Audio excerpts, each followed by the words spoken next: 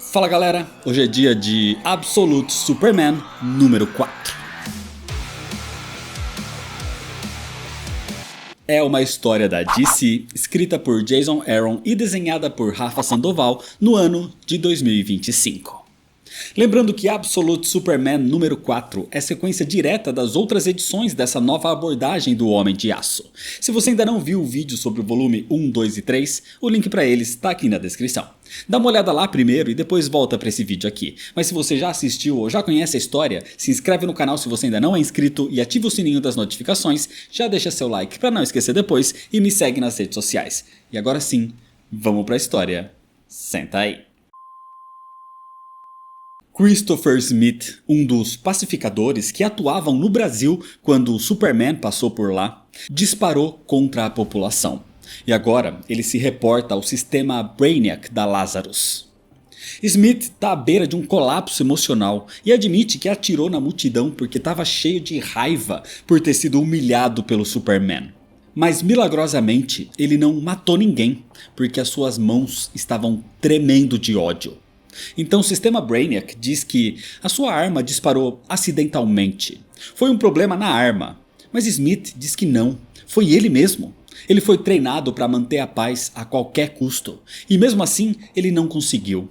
Então o sistema Brainiac insiste que foi um problema na sua arma. E agora ele vai receber uma nova para voltar ao serviço. Porque eles têm um chamado em Orangetown, no Paquistão. A história começa com uma conversa com várias pessoas pelo mundo. Pessoas na Índia, Botsuana, Brasil, Bielorrússia, México, Vietnã, África do Sul, nas terras indígenas dos Estados Unidos e no Egito. A pessoa que conversava com eles é da Lazarus e perguntava o que eles sabiam sobre o Superman. Mas ninguém queria falar nada para alguém da Lazarus. Só que essa pessoa diz que é apenas uma questão de tempo até que o Superman machuque alguém por acidente. E ela quer ajudá-lo. Nesse momento, ela repara que a mulher do Egito tem um ferimento no rosto. E essa pessoa pergunta o que aconteceu. Assim, essa pessoa vai atrás de quem fez isso e espanca o pacificador responsável pela agressão. O homem cortou o rosto daquela mulher. Então essa pessoa simplesmente quebra os dedos que esse pacificador usou para fazer aquilo. Essa pessoa era ninguém menos que Lois Lane.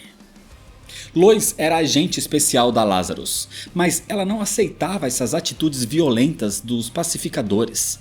E talvez por isso as pessoas começaram a confiar nela e a responder às suas perguntas.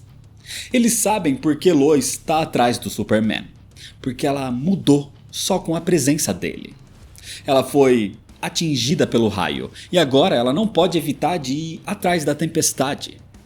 As pessoas não sabem quem é aquele Superman, mas sabem que ele ajudou todos eles, de alguma forma. Ele salva crianças capturadas, famílias à beira do abismo, homens sendo escravizados em fábricas. Lois diz que quer ajudá-lo porque ele parece ter medo de algo. E ele realmente tem medo, mas não da Lazarus. Os trabalhadores dizem que ele tem medo de ir além do seu limite e de não ser mais capaz de conter a sua raiva pelas atrocidades que a Lazarus faz, e assim matar todos eles. Mas todos os trabalhadores rezam por esse dia. Lois segue o rastro do Superman pelo mundo e encontra vestígios da sua passagem por Orangetown, no Paquistão. Ela encontra resquícios da poeira solar da sua capa. Só que, nesse momento, a sua busca é interrompida por uma ligação do General, o pai de Lois Lane. O General Lane está vendo tudo via satélite e critica a filha por sair sozinha sem um pacificador como segurança. Ele diz que o Superman é perigoso demais para se conversar. Ela deveria se concentrar em destruí-lo o mais rápido possível. Lois o vem procurando por 6 continentes diferentes. Ela sabe que ele vem destruindo trilhões de dólares em tanques e outros recursos da Lazarus, mas a sua contagem de mortos é de 0. Ele não mata. Ele não é um assassino. É só um garoto, um hippie com um propósito. Mas o General Lane diz que isso é o que diziam também sobre Charles Manson. Ela deveria levar pacificadores com ela o tempo todo. Eles não podem subestimar nenhum inimigo, como aconteceu com os Omega Men. Um soldado sob o comando do General Lane também insistiu em interagir com a população sozinho. Ele foi sequestrado e torturado até a morte por terroristas, os chamados Omega Men. Lois sabe disso. O seu pai a forçou a assistir ao vídeo do soldado sendo morto quando ela tinha 12 anos de idade. Acontece que o General Lane está aposentado atualmente porque perdeu as 2 pernas no confronto contra os Omega Men. E agora ele usa próteses criadas pela Lazarus para poder se locomover. Indo contra os conselhos do pai, Lois sai sozinha pelas ruas de Orange Town, passando pelas áreas mais pobres da cidade, com pichações sobre a chegada dos Omega Men. E enquanto anda pelas ruas, num beco, um homem e uma mulher a observam. O homem vai atrás dela, mas Lois sabia que estava sendo seguida, e é ela quem pega o rapaz de surpresa. Ele era um integrante dos Omega Men, um membro conhecido como Alpha. E Lois o rende, perguntando por que ele quer matá-la. Mas essa não era a intenção dele, ele não queria matá-la. Alpha diz que a Lazarus é baseada em mentiras, e pergunta se ela nunca se questionou se ela tá do lado certo. Nesse momento, ele dispara uma granada de luz para cegar Lois temporariamente, dizendo que ele só quer conversar. Mas Lois era altamente treinada para lutar até mesmo cega, e ela derruba Alpha com um soco.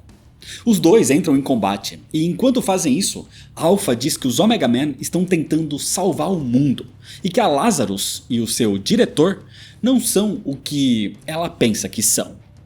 Só que Lois se recusa a ouvir e simplesmente diz que os Omega Men são terroristas. Nesse momento, a sua visão volta o suficiente para que ela possa apontar sua arma contra o Alpha, ordenando que ele se renda. Alpha esperava que ela tivesse visto a verdade depois de viajar ao redor do mundo e ver o sofrimento que a Lazarus causou. Só que agora, eles não têm tempo para isso, e diz para ela simplesmente correr dali. Acontece que tiros começam, porque surge aquela mulher que acompanhava o Alpha no beco. É Omega Prime, a líder dos Omega Men. Lois corre para se cobrir e Alpha pede para Omega Prime não atirar nela, insistindo que ele pode convencer Lois a se tornar uma aliada. Mas Omega Prime diz que ele teve a sua chance e agora é do jeito dela. Nesse momento, o sistema Brainiac automaticamente chama reforços para Lois, mesmo contra sua vontade, e os pacificadores respondem, incluindo Christopher Smith, que ainda está usando a sua armadura danificada do confronto no Brasil. Lois tenta usar armas não letais, mas Omega Prime estava disposto a matar, e corta a sua arma, como ela fez com as pernas do General Lane. Mas nesse momento, Alpha aponta sua arma para as duas e pede que parem, dizendo que todos precisam de um momento para se acalmar. Mas antes de continuar, surge uma nuvem de poeira solar, que basicamente envolve os dois Omega Men e os afasta de Lois Lane. E do meio daquela névoa vermelha, surge o Superman.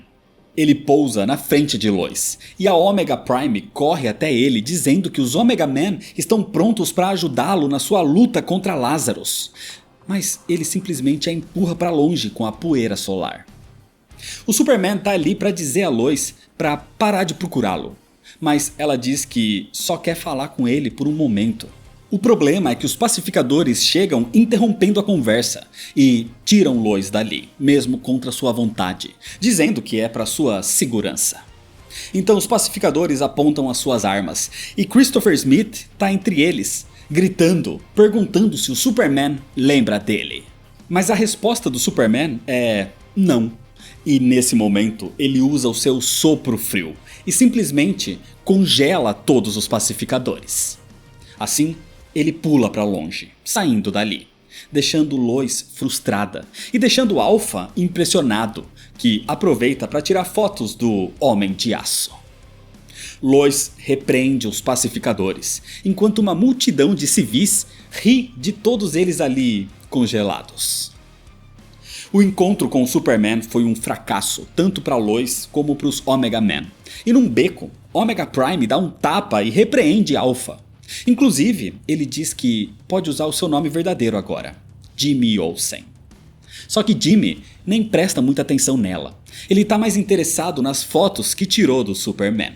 Mas ele diz que Lois é inteligente e tem bom coração. Eventualmente ela vai perceber que tá do lado errado. Enquanto tudo isso acontecia, os pacificadores se libertaram do gelo. E Christopher Smith teve um colapso, um ataque de raiva, e agora era algemado pelos seus companheiros. Então ele retoma a consciência e só lembra de ser mais uma vez humilhado pelo Superman e das pessoas rindo dele. Acontece que os inocentes que estavam em sua volta e viram tudo e até riram da situação foram mortos pelo pacificador. E é desse jeito que, por enquanto, termina a história. O quarto volume de Superman Absoluto continua o plot do presente, criando os verdadeiros conflitos contra a Lazarus e contra os pacificadores, começando a levar Lois Lane pro lado do Superman. A edição foi muito boa, focando agora na visão das pessoas sobre o Superman. E com isso, a história vai se encaminhando pro final, que é história para outro vídeo. Por isso, se inscreve no canal se você ainda não é inscrito, ativa o sininho das notificações, deixa seu like se você gostou, me segue nas redes sociais para ficar por dentro das novidades e compartilha esse vídeo com seus amigos. Muito obrigado, valeu e até mais.